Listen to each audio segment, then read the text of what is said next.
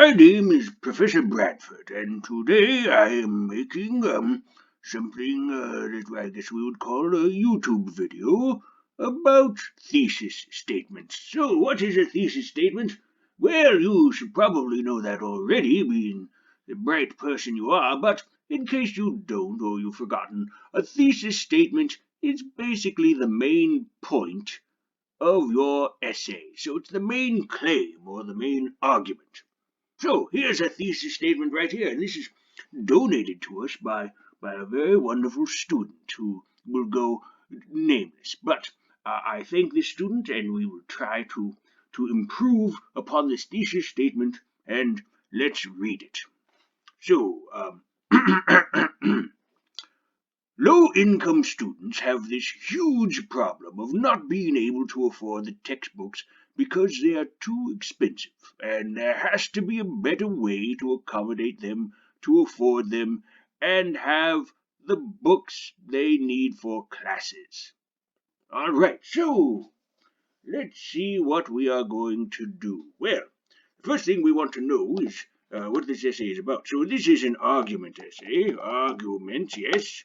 And this is a specific kind of argument essay we are writing. It is a proposal argument. That's what we're calling it, at least. And so this needs to do two things. This needs to prove that a problem or an injustice exists. Yes. And let's do a third period there. Oh, pardon my ellipsis skills. And two, after you prove that a problem exists, provide a viable solution. Do something, suggest something that's going to make the problem go away. Yes, that would be nice, wouldn't it? So, what do we have here? Well, this is a rather long sentence. We might say that it's perhaps a run-on, or at the very least, it goes on a long time. So, here's what we're going to do. I suggest that you divide and conquer. So, this sentence really has multiple parts to it, but let's divide it into two. In fact, let's just get rid of that one for now. We're going to come back to you later. I should go away. There we go. So, let's work on this, shall we? Low-income students have this huge problem of not being able to afford the textbooks because they are too expensive. Well, I get your point, but what I want to find out if there's a way we can improve this, tinker with the language and make it better. So, what do we have here? Well, I just said the word have, and we have the word have here. Excellent. So, we have the word have, and that is, we're going to call that a boring verb, and I wonder if we can come up with better verbs. What else do we have? Well, we've got something that we're calling a huge problem, all right? One of the things about college writing is that certain phrases, at least to English professors, they're not intellectual enough.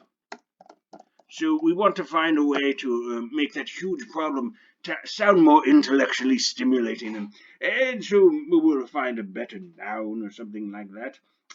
What else do we have? We have the phrase not being able to afford, and we have the textbooks, and because they are too expensive. Well, what do we want to do? Well, here's the thing.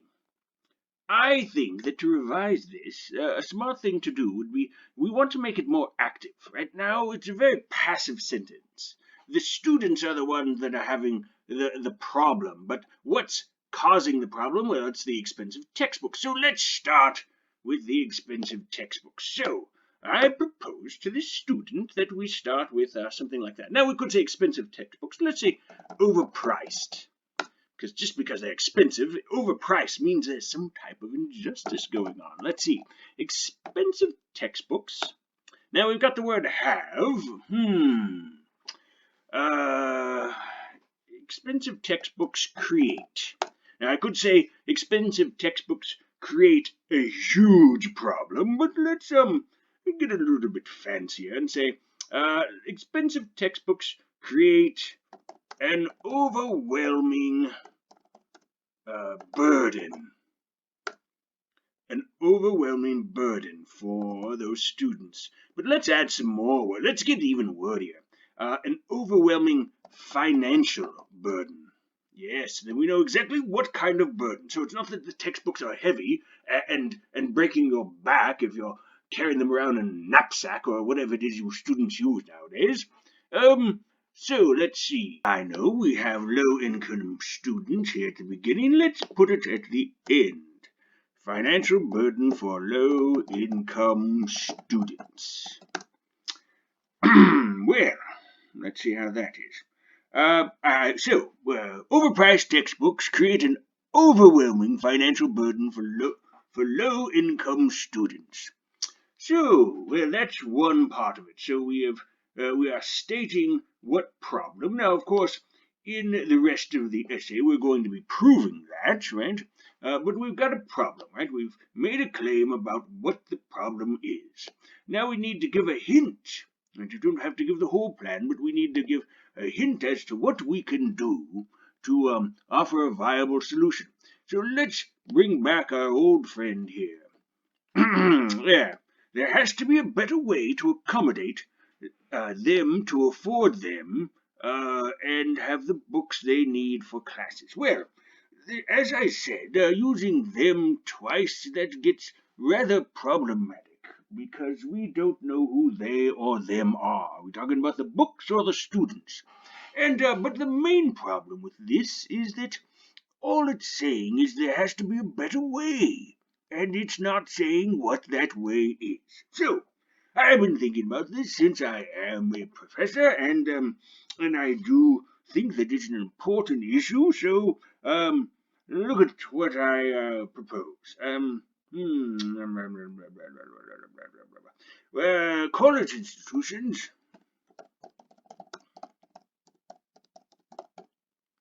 I could say should or could, but I want this to be important, so I'm going to say must. College students must solve this problem. Now that's pretty good, but let's get even stronger. College institutions must end this injustice. Now, maybe whoa, I'm spelling it wrong. Must end this injustice. That might be a little over-dramatic, but you get the idea. So, college students must end this injustice by doing what? By offering more text-free classes. Yes, what else? By offering more text-free classes, which provide digital resources, thereby putting pressure on the publishers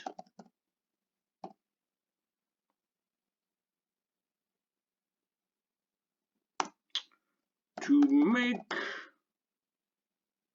books more affordable. Now I want to streamline some of this, thereby, let's not say putting pressure, thereby pressuring the publishers.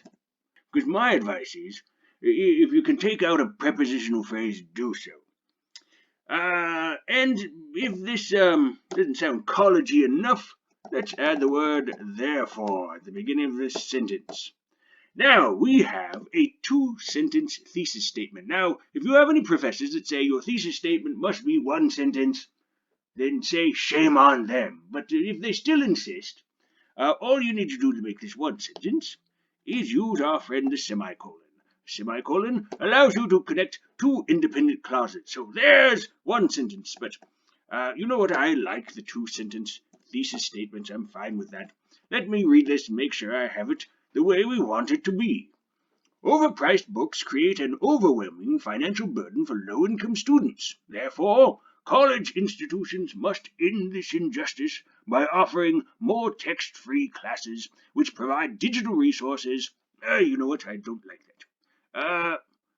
By offering more classes which provide free digital resources. I can spell free correctly. By offering more classes which provide free digital resources, thereby pressuring the publishers to make books more affordable. Whew! Well, there you have it. I hope this has been useful. Again, 2 sentences in my class is fine for a thesis statement, and try to find verbs like create, and verbs like pressuring, right? Try to find those good, strong verbs to help your thesis statement. Well, that's all for today, students. I hope that you're having fun writing. I know I'm going to have fun reading. Goodbye. Well, one last thing. I think that I would definitely add a comma here. Yes, you can never stop tinkering on your own writing.